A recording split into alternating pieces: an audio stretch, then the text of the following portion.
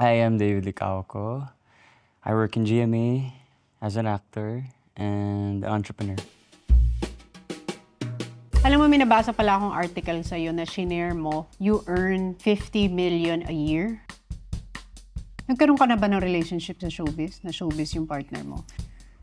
Ay, tumatawa ka na. Talagang parang natawa ka na lang bigla. Siya ba ang steadfast na love team mo ngayon? Yeah. Pero iba yung ngiti mo, ha? Talagang natatawa ka na lang, ha? Masabi ako dito eh. Paano nga yun? Pareho kayong single. Paano nyo hina-handle yung lahat? Inaasar kayo, tas lahat gusto kayo magkatuluyan.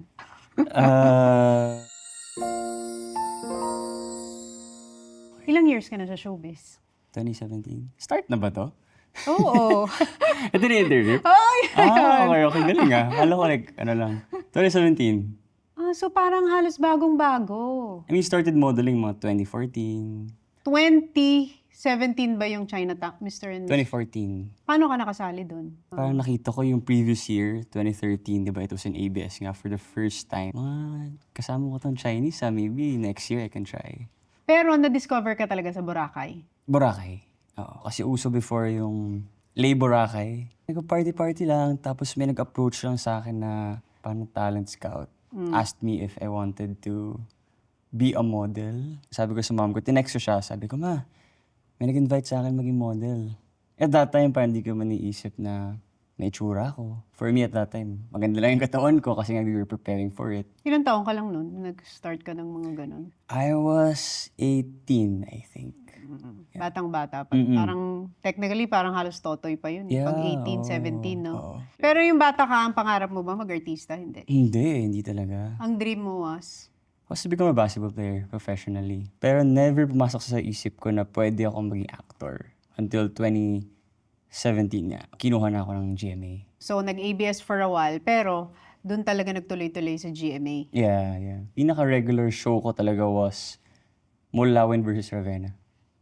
Yeah, but at that time, I didn't like acting pa eh. Hindi mo pa gusto? Hindi pa. Dahil? Hindi ko pa alam kung ano yung ginagawa ko actually. So, parang naglalaro lang ganun. Naglalaro lang. Tapos kumikita ng pera. Kumikita ng pera. Tapos may namimigay ng- fame. Oo, ganun. A little bit of fame na parang, Enjoy. Oo, ganun. Ah. Until such time na na-realize mo na, pwede pala itong maging trabaho. No, this is something na pwede kong seryosohin. Yeah, exactly. Yung craft. Yeah. Hindi lang siya all glitz and glamour. Yeah. It's hard work. Yung pagiging aktor. Yeah.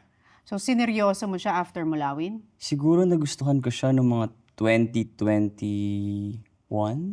Yung show ko na Heartful Cafe. Parang doon ko na-realize na parang, ay, wow, saya pala mag-acting. Diba, nag-acting workshop ako. Tapos, nung sineryoso mo, doon ka na napansin na magaling kang actor, di ba? Unti-unti nakukuha mo na yung recognition na, Yeah. sino tong David na mahusay na aktor, di ba? Oo, ganun. Actually, nung Maria Clara and Ibarra talaga ako nakilala ng mga tao. And then from there, Pulang Araw, Maging Sino Ka Man. So I think yung Pulang Araw yung pinaka minahal ko talaga na show. Dahil, Siguro na-embrace ko na yung pagiging actor, yung craft nga, like what you said. Nanalo naman ng award. Yeah. best actor? Mm-mm. Wow. Yeah. Pag talagang pinagbuti mo ang isang bagay, tapos Yeah. pinag-usay mo, may reward din talaga eh. Yeah, exactly. So, now, kung babalikan natin, 2017, almost 8 years, mag-hit ka na ng 10. Ano yung pinaka nagustuhan mo dito sa trabaho mo? I love the craft of acting. The monetary benefits of it, the people that you meet. It's just a blessing na you get to make people happy without really trying much. I think it's a gift. Pinaka-ayaw mo sa showbiz? I think it's harder to date. Kasi I prefer non-showbiz, really. Kapag medyo kilala ka, they would think na, oh, baka lalokoyin lang ako nito. Tsaka she will treat you differently. Kasi nga, marami tong babae sa isip nila. So, may preference ka ba, non-showbiz or showbiz? When it comes to dating? Honestly, non-showbiz talaga, but, I mean, I'm not closing my doors. Like, baka mas may intindihan ng Ang katrabaho? katrabaho mo. Nagkaroon ka na ba ng relationship sa showbiz? Na showbiz yung partner mo? I dated someone from showbiz, pero hindi siya umabot sa relasyon talaga. I haven't dated anyone in showbiz since I got to showbiz. Oh, hindi nga. Hindi ba? Wow. Yeah, swear. Weh. Hindi talaga. Hindi Oh. talaga. Hindi talaga. Talaga? Kasi sa nung- 8 years, hindi ka nag-date ng showbiz? Hindi talaga. Eh, paano yun sa mga love team mo? Di ba pag kinikilig sila sa inyo, tapos they're rooting for the partnership, paano yun? Ay, tumatawa ka na. Talagang parang natawa ka na lang bigla. Oh, iba na yung tawa mo. Talagang ano mo, sabihin ng mga love team, hindi ka ba nagkagusto sa akin? Hindi naman sa ganun. Siyempre, Barbie just, Oh. got out from a relationship. Before naman, like, I wasn't thinking about it, diba? Siya ba ang steadfast na love team mo ngayon? Yeah. Si Barbie. Pero iba yung ngiti mo, ha? Talagang natatawa ka na lang, ha? Masabi ako dito eh. Oo. Pero ikaw din, you just got out also from a relationship. Yeah, last... Eh di parehong single? yeah, single. Eh paano yun? Eh di pag single, tas lahat. Uy, kayo na lang. May pressure ba? Definitely, meron. So paano? Paano mo ina-handle yun na everyone's rooting for you? Na-experience ko yan yung love team. Kamusta pala? Nakakakilig yung may love team, tapos pareho kayong single, tapos everyone's rooting for you, tapos lahat ng gagawin nyo, kinikilig sila. Madadala ka eh, di ba? Pero nagustuhan mo siya, ganun. Siyempre, nagugustuhan mo, love team mo, single ka eh. Eh, Ilang siya? taon lang ako, 20. Magkakagustuhan talaga kayo. Pero, dahil nga with the work, with the demands of the work, tsaka ang hirap talaga pag love team magkakagustuhan, tapos ipipair sa iba, magkakagusto sa iba. Di ba may mga ganon? Yung sa'yo, ganon ba? Yung sa inyo ni Barbie? Nag-start kami 2023. So Maging love team. bagong-bago. Bago lang, oo. Bagong-bago. Yeah. Eh, paano nga yun? Pareho kayong single. Paano nyo hina-handle yung lahat? Inaasar kayo, tas lahat gusto kayo magkatuluyan. Yes, it's a bit pressuring, pero di ko naman siya iniisip as negative. Siguro for me, if it happens, it happens. Uy, ano daw yung pinost mo? Yung chill lang. Some people think na, I'm riding the, I-break up. the breakup, di ba? Tapos binabash ako ng mga tao sa comments saying na parang si David yung dahilan. So sabi ko, okay, post na ako ng picture na chill lang. Pero kasing chill lang na caption, kinakaption ko rin siya sa mga previous posts ko. So hindi naman talaga siya parang, di ba? I mean, Nirelate lang ng mga tao. Alam mo naman ng mga tao. Sensitive sila, tsaka conscious sila. Feeling nila connected lahat. Oo, ganyan. Parang lahat Connected nagko-connect, lahat sabi sa ko. mga bagay-bagay. No? Wala lang naman akong magawa that day. So chill lang sila. Chill lang. Hindi connected yun doon. Hindi connected yun doon, definitely. Pero na ngayon, nasa mature stage in your life, you're 30 years old. Yeah, I'm I think 30. pag 30 ka na, medyo mas stable na Yeah. yung mindset mo na ito ang gusto ko sa babae, ito yung hindi ko gusto sa babae. Unlike whereas when you're in your teenage years, 20s, di ba, parang Pag pogi lang, pwede na yan. maganda, ito na yan. Ngayon, medyo pag 30 ka na, medyo, tas nagkaroon ka na rin ng mga relationship na ano mo na nananavigate mo na ito ang mga qualities na gusto ko. Isa-isahin natin. Go! Siyempre, physically, maganda. Siguro, chinita na, hindi masyadong chinita. Ayo. Yung Pinahirapan mo naman sila. Yung mukhang Yung chinitang hindi chinita. Very specific eh. Medyo hilaw. May pagkamistisang chinita, gano'n. Ganun yung type ko. Maputi. Mahilig siya sa maputi. Chinitang, hindi may pagka-chinitang mistisa. Yeah. Kayo na bahala mag-isip kung ano yon. Okay, ano pa yung isa? When you look at a girl, anong una mong napapansin? Eyes? Eyes. May ganun eh, no? Ikaw ba? Ako gusto ko yung profile ito. Kasi gusto ko yung parang matangos ang ilong. Kaya mo si Paul. Parang hindi nag-bend yun dito. Parang after ng noo, ilong agad. Nagagapuan ako sa profile na gano'n ng lalaki. Hindi ito pag matangos yun dito. Oo, kasi parang frustration mo yun. Sabi ko, sana maganda ilong ko. So, yung pag sa lalaki, pag makita mo, Yun napansin mo. yun ang una ko Right, napapansin yung right. profile, lalo pag sumiview, Yun, parang ang lakas ng dating sa akin pag may gano'n. Yung parang, yun lang naman sa physical. Pero dito tayo sa personality. Ano yung attractive sa'yo pagdating sa personality ng isang babae? Someone who's really nice, genuinely nice. Yung may empathy. Na ang hirap Mahirap. i-determine ngayon kung ano ba yung nice and genuinely nice. Yeah, exactly. Diba? Someone, Mahirap. someone who's in touch with life. Obo, ano naman yung in touch with life? I-explain mo naman sa amin. Para yung mga girls, David, ano ba yung in touch with life? Touch na ba namin lahat? Ano bang in touch with life? Okay, let's say sabihin natin yung hindi masyado nag-cellphone. Yung parang present. Do you get me? Hindi Present. masyado nag-social media. Kasi when you're like that, parang mas in touch ka in life. You're more assertive, you are more relaxed. Medyo wala kang pakialam sa inisip ng mga ibang tao. So parang simplified term ko lang siguro siya. Someone who's like that. And mamahalin ako, syempre. Caring. And understands my job. Of course. Yung pinaka-importante. Understanding. Understanding. And emotionally stable. Naku, patay tayo dyan.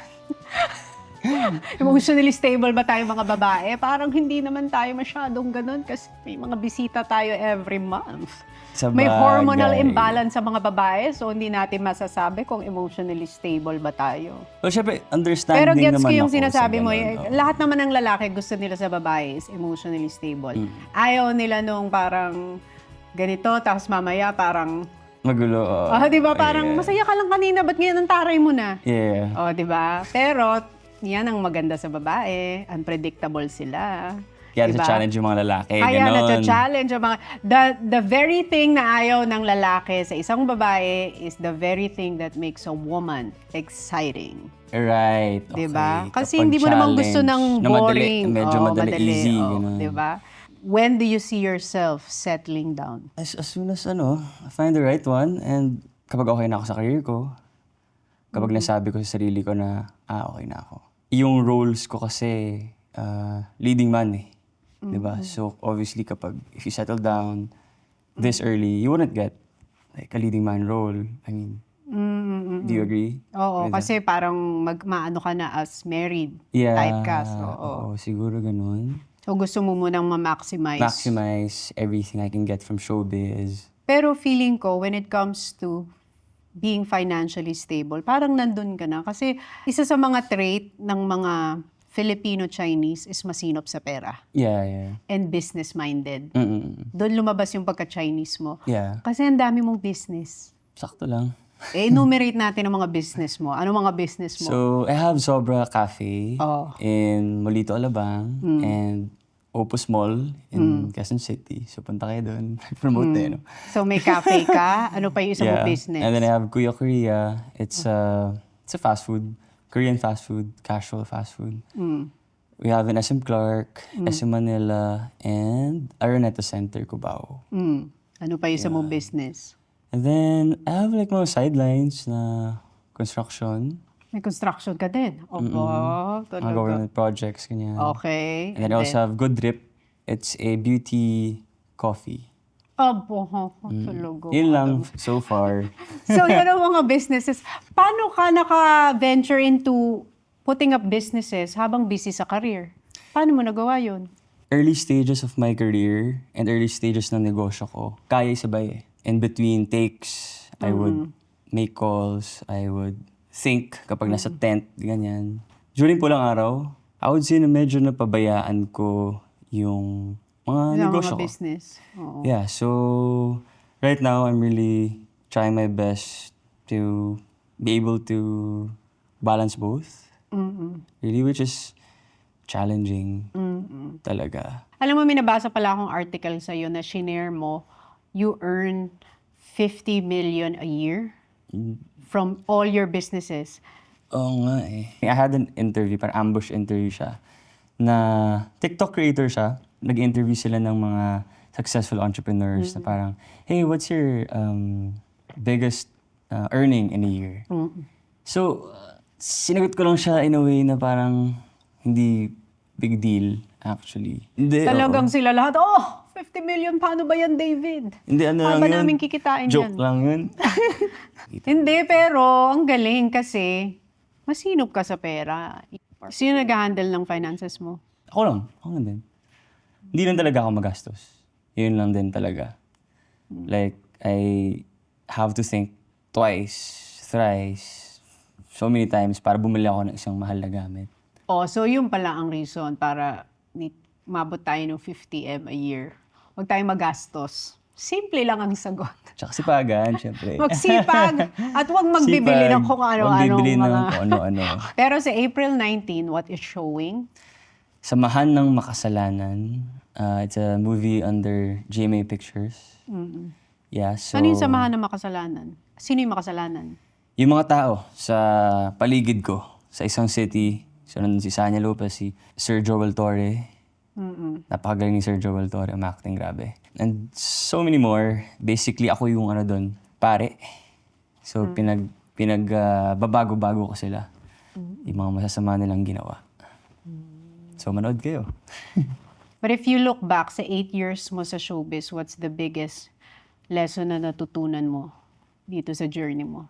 Pakikisama. Kinailangan kong i-work on yung, let's say, communication skills, yung mindset. Introvert ka ba? Yeah, introvert. Mahirap. Actually, mahirap din sa introvert yung nasa showbiz. Are you introvert? Oh, introvert ako. Wow. If you're an introvert, you should read the book Quiet by Susan Cain. Binigay siya sa akin ng boss ko, si Sir Carlo Katigbak. Kasi napansin niya na medyo socially awkward din ako sa mga gatherings. Tapos sabi niya, "Are you an introvert?" Sabi ko, "Yes, opo." So he gave me that book. It's just like to help you understand your personality and how you can cope up in an extrovert world. Pero ikaw, meron kang preparation. Let's say, for example, Tony Gonzaga, the host ako. Yun yung naintindihan ko sa akin. Introvert ako, pero I am an extrovert pag nasa trabaho ako. When I'm on stage. Okay. Parang I'm able to express the Shift. other side of me Right. na hindi ako in real life. Yeah, okay. Pero, ano yung gusto mong malaman nila about David? Simple lang ako. Diba? Like, siguro nisip ko sila mga tao na kapag siguro may negosyo, na showbiz, na ano yan. Pero actually, hindi naman. I mean, I think I'm still the same. David 10 years ago, still the same. They can talk to me if they want. I'd be happy na kausapin sila.